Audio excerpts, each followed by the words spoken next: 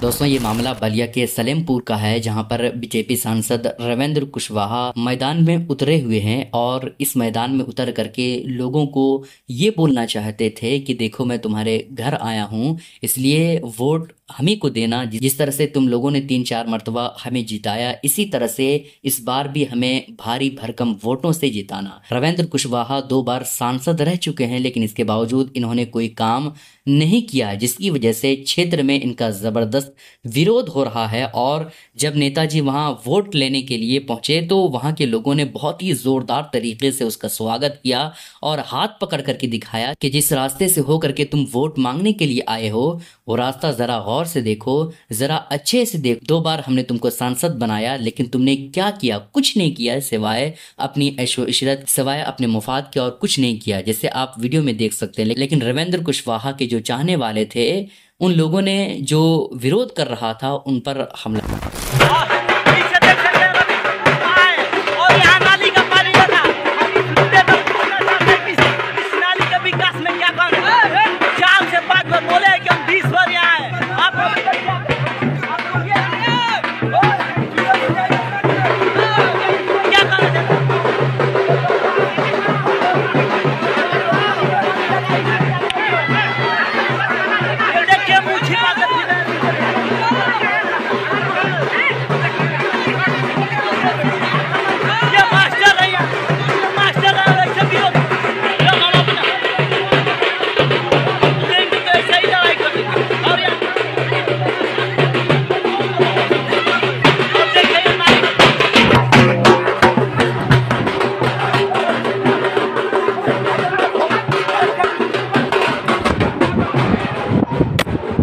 दोस्तों उत्तर प्रदेश में एक ऐसा मामला सामने आया है जिसे आपको जरूर सुनना चाहिए और आप भी बिल्कुल सतर्क और सावधान रहिएगा। दोस्तों उत्तर प्रदेश के मैनपुर में एक हैरान करने वाली घटना सामने आई, जहां 5 दिन की एक बच्ची की धूप में रखने से मौत हो गई। परिवारों का आरोप है कि डॉक्टर की सलाह पर बच्ची को धूप में रखा गया था। बच्ची की मौत के बाद डॉक्टर अस्पताल छोड़ करके फरार हो चुका है।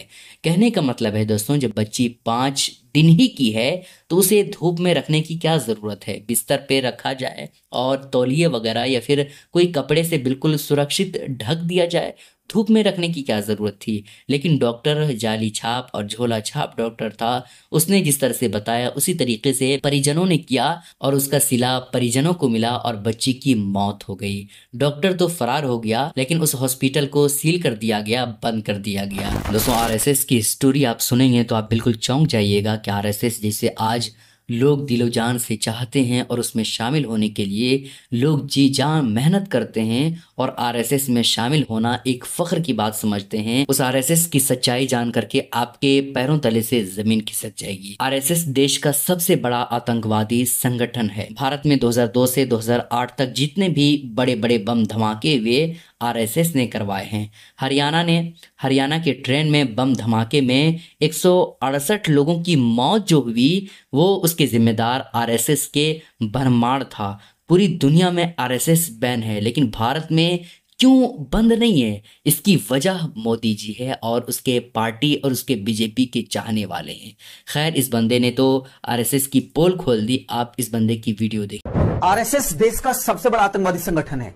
ये वही संगठन है जो पूरे देश भर में ब्राह्मणवाद फैलाने का काम करता है, और ये बात पूरे ठोस सबूतों के साथ महाराष्ट्र पुलिस के पूर्व आईजी एसएम मोसर्रे साहब ने अपनी किताब आरएसएस देश का सबसे बड़ा आतंकवादी संगठन, ये मात्र 50 पेज की किताब लिख करके सिद्ध किया। किताब के पहले चैप्टर में लिखा हुआ है कि 21वीं सदी में खासकर 2002 और 2008 से लेकर के जितने भी बड़े बड़े बम धमाके हुए वे सारे आरएसएस ने कराए।